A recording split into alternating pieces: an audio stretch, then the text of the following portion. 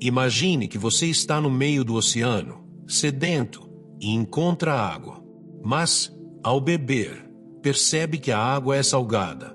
Quanto mais você bebe, mais sedento fica. É assim que vivemos nossas vidas, buscando algo que achamos que vai nos saciar, mas que apenas aumenta nossa sede. Esse é o ponto de partida do Zen, o reconhecimento de que, na busca por desejos e realizações, acabamos nos prendendo ainda mais ao ciclo de insatisfação.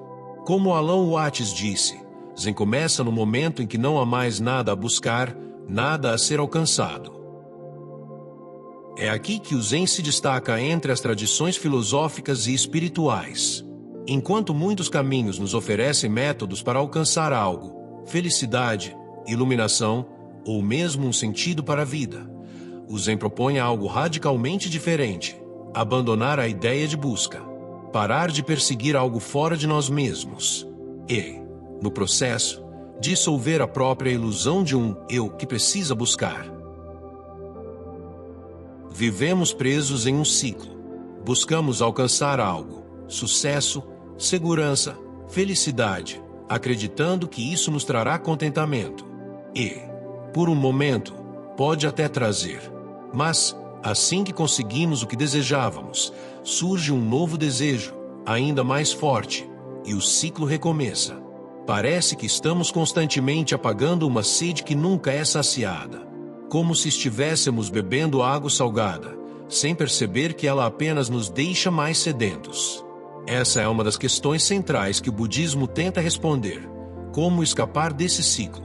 Para Buda, a raiz do problema está no desejo, ou melhor, no apego ao desejo.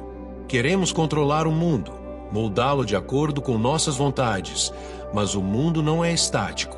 Ele muda, escapa, quebra as nossas expectativas. O Zen, como uma escola do budismo, surge como uma resposta a essa inquietação, mas de uma maneira única. Enquanto muitas tradições buscam um caminho gradual para a libertação, Zen sugere que a libertação não é algo a ser conquistado. Ela já está aqui, agora. Não há nada a alcançar, porque não há nada que esteja faltando. Esse estado, muitas vezes chamado de asterisco Satori asterisco, é como um clarão repentino, um momento em que o véu da ilusão se desfaz e o que estava escondido se torna óbvio.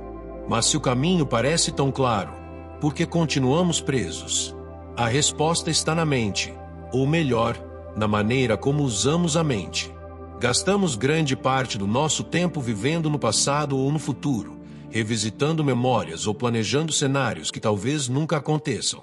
Como resultado, o presente, o único lugar onde a vida realmente acontece, se torna um ponto cego, obscurecido por pensamentos, fantasias e ansiedades. O filósofo Alan Watts descreveu isso de forma simples. Quando buscamos algo, o próprio ato de buscar nos afasta daquilo que procuramos. O desejo de alcançar um estado perfeito, de escapar do sofrimento, é justamente o que nos mantém presos a ele.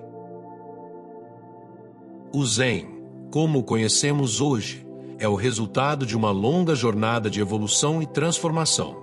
Suas raízes estão no budismo indiano, que começou a se espalhar pela China no primeiro século. Foi lá, na China, que o budismo se fundiu com a filosofia do taoísmo, dando origem ao Shan, uma escola que valorizava a experiência direta sobre explicações intelectuais.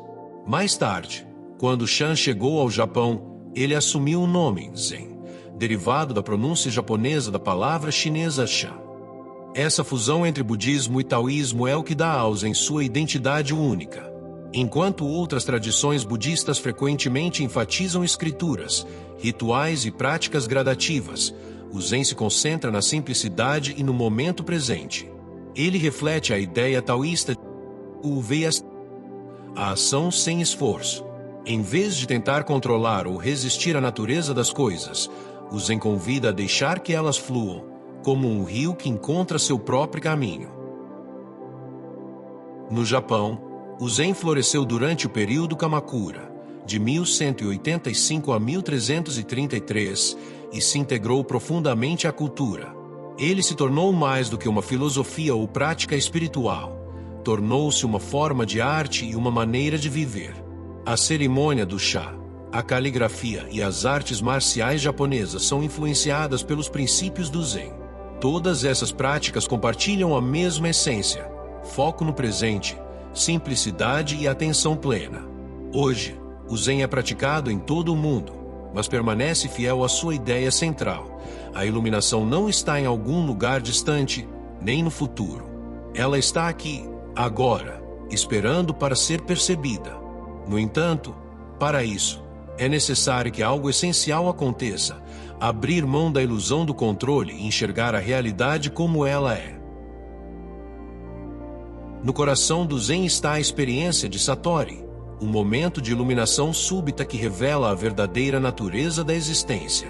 Diferente de outras escolas budistas, que enxergam a iluminação como algo gradual e conquistado através de anos de prática, o Zen enfatiza que a iluminação pode ocorrer de forma imediata, como um raio que rasga o céu em meio à escuridão.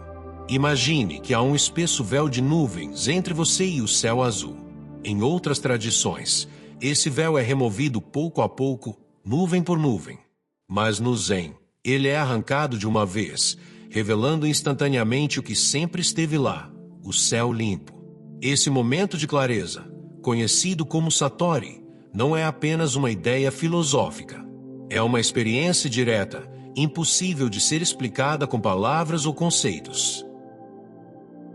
Durante o Satori, a ilusão de que somos separados do mundo desaparece. Percebemos que o eu que julgamos tão sólido, esse ego que buscamos proteger e satisfazer, é apenas uma construção da mente. É como olhar para um espelho que, de repente, se quebra. O reflexo desaparece, e o que sobra é algo muito mais vasto e real. O Satori não é o fim da evolução. Ele é apenas o início.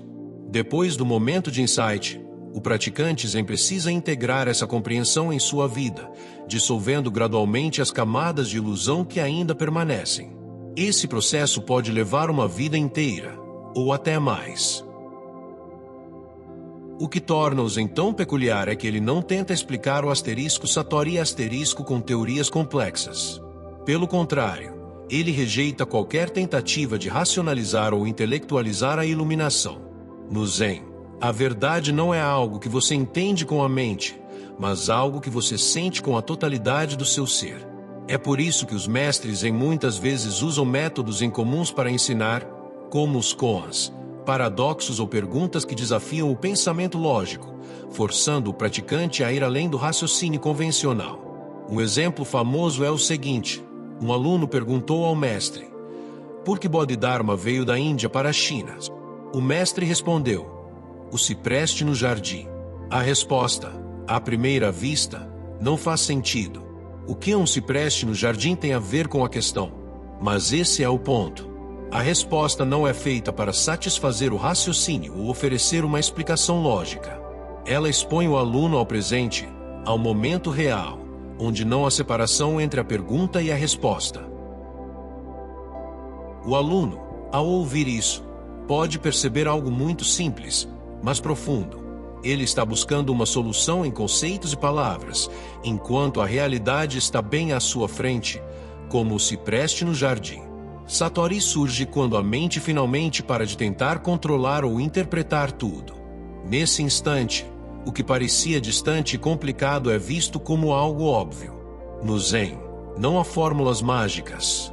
O objetivo dos mestres é cortar o pensamento racional e levar o aluno diretamente para a experiência, porque não é possível alcançar a clareza tentando decifrá-la. Tudo começa e termina no presente. O passado já foi e o futuro ainda não chegou. É no agora que a vida acontece.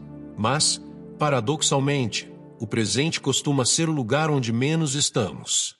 Passamos grande parte do tempo presos ao passado, relembrando coisas que não podemos mudar, ou projetando um futuro que não podemos prever. Enquanto isso, o presente fica obscurecido por pensamentos, planos e fantasias.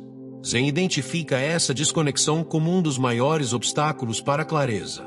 A mente humana é ótima em criar histórias e resolver problemas, mas também é especialista em construir ilusões. Ela gera a sensação de que existe um eu separado do mundo, como se fossemos observadores olhando para a realidade de fora. Essa separação é ilusória, mas nos faz agir como se estivéssemos isolados, desconectados do momento que está acontecendo agora. É por isso que o Zen se preocupa tanto em dissolver essas ilusões e trazer a atenção para o presente. Práticas como a meditação *zazen* ou atividades como a cerimônia do chá são formas de focar completamente no aqui e agora. Não há nada além do momento em que você está. A água sendo fervida, o som do vento lá fora, o movimento das mãos ao preparar o chá. Tudo isso é vivido como algo único, sem distrações. Um conceito japonês relacionado a essa prática é Ishigo Ishi, que pode ser traduzido como uma vez, um encontro. Ele expressa a ideia de que cada momento é único, algo que nunca será repetido. Quando percebemos isso, o presente ganha profundidade e clareza. Não porque tentamos controlá-lo, mas porque paramos de interferir. No entanto, essa experiência direta do presente não é algo que pode ser forçado. Quanto mais tentamos agarrar o momento, mais ele escapa. O Zen ensina que o presente não é algo que você alcança, ele já está aqui. O desafio é apenas parar de obscurecê-lo com pensamentos e julgamentos. No Zen, o próprio ato de buscar pode se tornar o maior obstáculo para encontrar o que se procura. Essa é uma das ideias centrais da prática. O desejo de alcançar algo, seja a iluminação ou qualquer outro objetivo, vem do ego. E o ego, por sua própria natureza, é o que nos separa da experiência direta da realidade. É como tentar se livrar de uma sombra correndo dela. Quanto mais você tenta, mais ela continua lá, porque é a sua própria presença que a cria. Da mesma forma, tentar alcançar a iluminação apenas reforça a ideia de que há um eu separado, que deseja algo que ainda não possui. E, para o Zen, é justamente essa separação que é ilusória. Um exemplo clássico vem de um aluno que perguntou ao mestre: como posso me livrar do ego? O mestre respondeu: quem está tentando se livrar dele? Essa resposta desconcerta, porque expõe o paradoxo. O ato de buscar a iluminação já parte da ideia de que há um eu que pode conquistá-la, mas a iluminação, no Zen, é o fim dessa ilusão de separação. O mestre Dharma Lokto resumiu essa ideia de forma direta. A mente não pode buscar a mente. O Buda não pode buscar o Buda. Se você está tentando alcançar algo, está apenas alimentando a ilusão de que há algo a alcançar. No Zen, o paradoxo se resolve apenas quando paramos de tentar resolvê-lo. Não se trata de forçar a mente a abandonar o ego, mas de enxergar que o ego é uma construção, um hábito da mente. É como olhar para o céu e perceber que as nuvens nunca foram o céu. Elas estavam apenas obscurecendo o que sempre esteve lá. Por isso, o Zen é avesso a explicações excessivas ou teorias detalhadas. Falar sobre o ego, sobre iluminação ou até sobre o próprio Zen, já é algo que pode nos desviar. No fim, o Zen é algo que só pode ser vivido, não compreendido ou explicado. O Zen nos ensina que a vida está no presente. Não há nada a buscar, nada a alcançar. O que procuramos já está aqui, agora. Mas somos cegos para isso porque nos distraímos com desejos, preocupações e pensamentos que nos separam da realidade. A prática Zen é simples: parar, olhar e experimentar. Não é sobre entender ou explicar, mas viver. Quando abandonamos a ideia de controle e aceitamos as coisas como são, descobrimos uma clareza que sempre esteve presente. O Zen não promete respostas ou soluções. Ele não dá garantias. O que ele oferece é a possibilidade de enxergar a vida como ela é, sem ilusões, e viver com total atenção ao momento.